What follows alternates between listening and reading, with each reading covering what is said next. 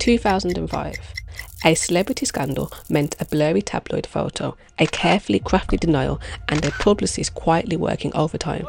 The story lived and died in magazine racks and late-night talk show all my life I've been young.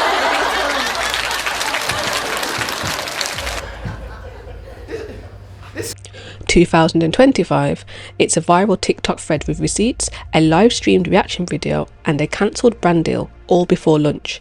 The audience went from passive consumers to active investigators. From Michael Jackson to Harvey Weinstein to Sean Diddy Combs, this is the story of how public accountability for the rich and famous evolved from hushed legal settlements to crowdsourced justice at internet speed.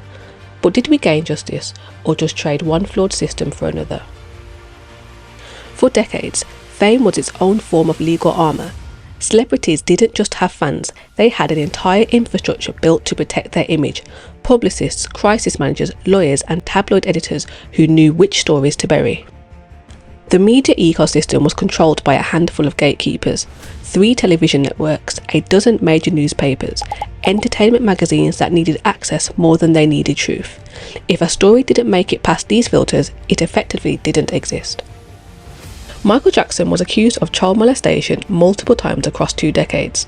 He settled the first case out of court in 1994 for an estimated $23 million.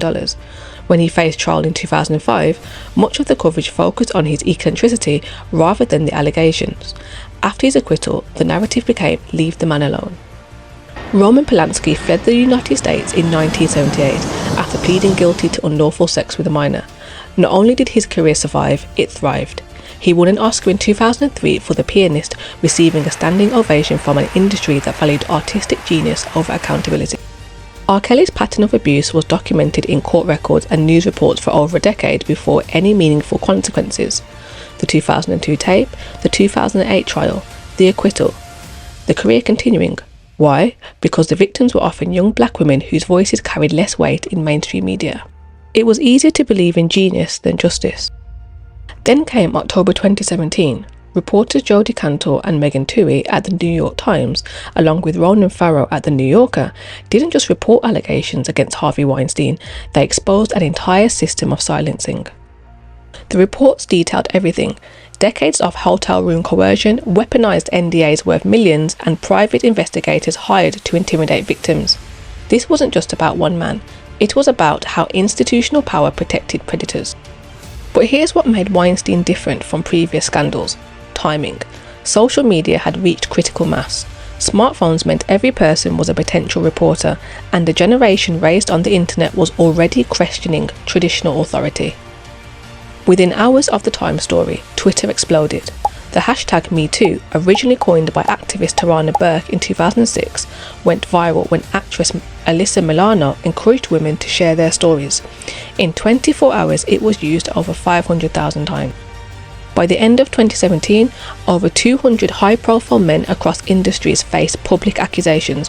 The floodgates hadn't just opened, they'd been torn off their hinges. For the first time, the internet could amplify voices faster than publicists could silence them. If MeToo broke the dam, the internet's algorithm turned it into a tsunami. But here's what nobody predicted: the most effective investigators wouldn't be journalists or law enforcement, they'd be fans. Let's talk about the parasocial investigation paradox. The same obsessive fan culture that once protected celebrities became the weapon that exposed them. Fans who memorized every interview, collected every photo, archived every deleted tweet, they became digital forensics experts by accident. Each platform developed its own investigative speciality. TikTok became the pattern recognition machine, where users with hyperfixations excelled at spotting inconsistencies across years of content. Story times weren't just confessions, they were crowdsourced psychological profiles. Twitter became the real-time fact-checking network, where screenshots, metadata and timestamp analysis happened faster than any newsroom could manage. YouTube became the documentary mill, where creators like D'Angelo Wallace spent 40+ hours researching what traditional journalists might get one afternoon to investigate. Reddit became the archive, where deleted content was preserved and cross-referenced with the dedication of Cold War intelligence analysts. Case study: Britney Spears' conservatorship. Mainstream media had covered it as a quirky celebrity oddity for over a decade, but fans on social media noticed inconsistencies. Her robotic Instagram posts, the Free Britney movement starting in 2019 with YouTuber Sloan Hooks analysing court documents. By 2021, what began as fan theories had become a legal movement that freed Britney and exposed systematic abuse in the conservatorship system. The internet had out-investigated traditional journalism. But this new system came with new problems.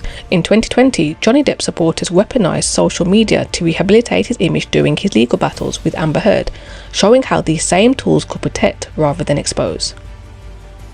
But here's the angle nobody talks about. Corporate America didn't develop a conscience, it developed an algorithm for calculating reputational risk in real time. The 48-hour rule. In 2010, brands would monitor the situation for weeks. By 2020, companies were making multi-million-dollar decisions based on Twitter trending topics that might not even be trending the next day. The engagement equation. Brands realised that controversy drove engagement, and engagement drove sales, but only if you picked the right side. Supporting victims became a marketing strategy, not a moral stance. Then you have the insurance industry's secret role. What really changed everything wasn't social justice, it was insurance companies. By 2018, major insurers were calculating social media liability into their risk assessments. A trending hashtag could literally cost more than a lawsuit. For example, Balenciaga. In 2022, Balenciaga faced backlash over a controversial ad imagery. The internet investigation happened so fast that the brand issued 3 different apologies in 72 hours, each contradicting the last. They weren't responding to facts, they were responding to real-time sentiment analysis. This created a feedback loop where brands became more afraid of internet mobs than actual legal consequences.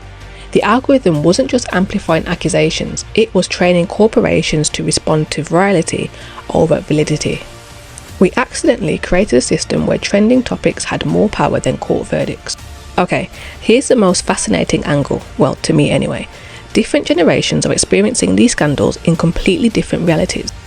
Let's start with the boomer perspective. To many over 50, celebrities are falling faster than ever because nobody can take a joke anymore. They remember when scandals required criminal convictions, not viral hashtags. Then you have the millennial reality. They lived through both eras. They remember defending celebrities who turned out to be predators, and now they're overcompensating with hypervigilance. They're caught between innocent until proven guilty and believe women. And now you have Gen Z's digital native justice. They've never lived in a world where powerful people couldn't be held accountable instantly. To them, waiting for courts feels like complicity. Let's take the Sean Combs case, known as Diddy. If you haven't heard about this, you've probably been living under a rock. Boomers saw a successful businessman facing allegations, millennials remembered the rumours they'd ignored for years, and Gen Z saw clear patterns of abuse that older generations had normalised. But here's the twist. Gen Z doesn't just want accountability, they want education. They're not just content with cancelling, they want explaining videos about why something was wrong, historical context and systematic change. And what's also interesting about them is that they assume everything is recorded and preserved. They're the first generation to grow up knowing that nothing truly disappears online, including accountability. Diddy's downfall perfectly illustrates how fan obsession accidentally became criminal investigation. In November 2023, singer Cassie Ventura filed a lawsuit alleging rape, trafficking and coercive control. The case settled within 24 hours. But this wasn't 2003. Settlement didn't mean silence. This is a classic case of fan investigation, and I'll walk you through the playbook.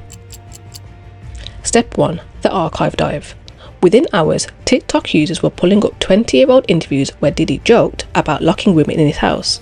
Fans who memorised every lyric suddenly became lyrical analysts finding disturbing patterns in song lyrics. Step 2. The associate web. Instagram accounts started mapping every person who'd worked with Diddy, cross-referencing who was still defending him versus who'd gone silent. The parasocial knowledge became a social network analysis. Step 3. The body language detectives. YouTube creators analysed years of red carpet footage, looking for signs of discomfort in photos. Fans who'd studied every gesture for signs of their favourite couple's relationship status were now studying them for signs of coercion.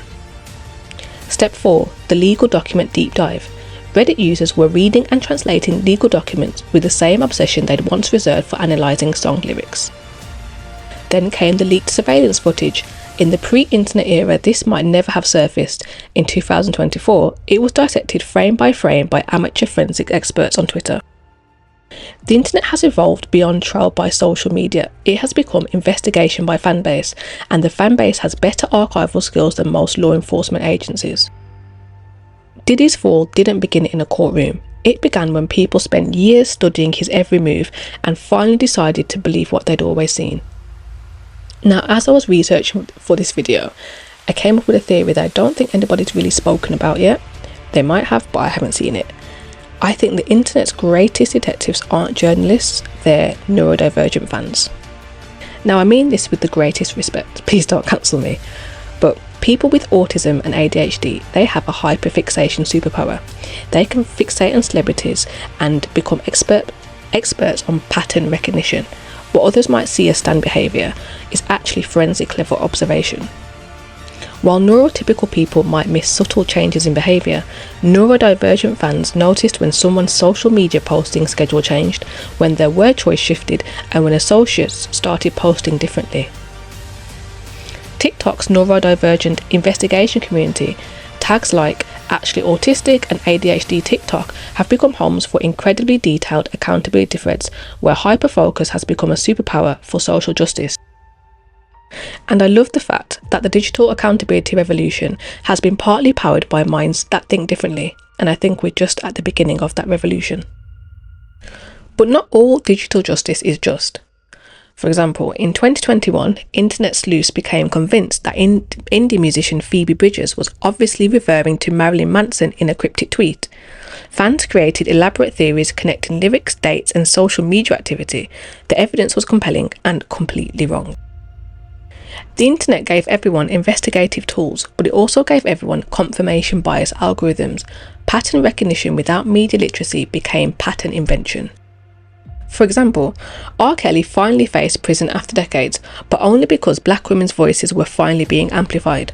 Meanwhile, white celebrities often face temporary cancellation, followed by an apology in the Notes app and comeback tours. My question is this: have we created better accountability or just more chaotic accountability? Let me know in the comments.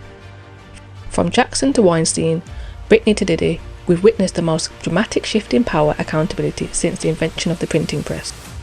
I don't think we've actually invented better justice, but we've democratised investigation. Not perfect accountability, but faster consequences. Not the end of celebrity protection, but the redistribution of who gets to decide what protection looks like. And from this, we've found fans who notice patterns, investigators who hyperfixate on details, and Gen Z archivists who assume everything should be preserved and examined. Parasocial relationships that accidentally become forensic expertise. We've moved from a world where a few powerful gatekeepers controlled accountability to one where millions of digital detectives shape it.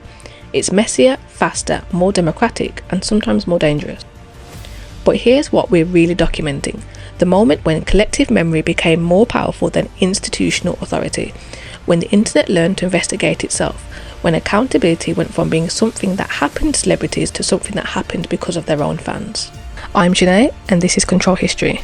Today we've explored how digital culture rewrote the rules of power, one viral moment at a time. Subscribe for more stories like this, and let me know if you've got anything you want me to talk about. Thank you, and I'll see you soon. Bye.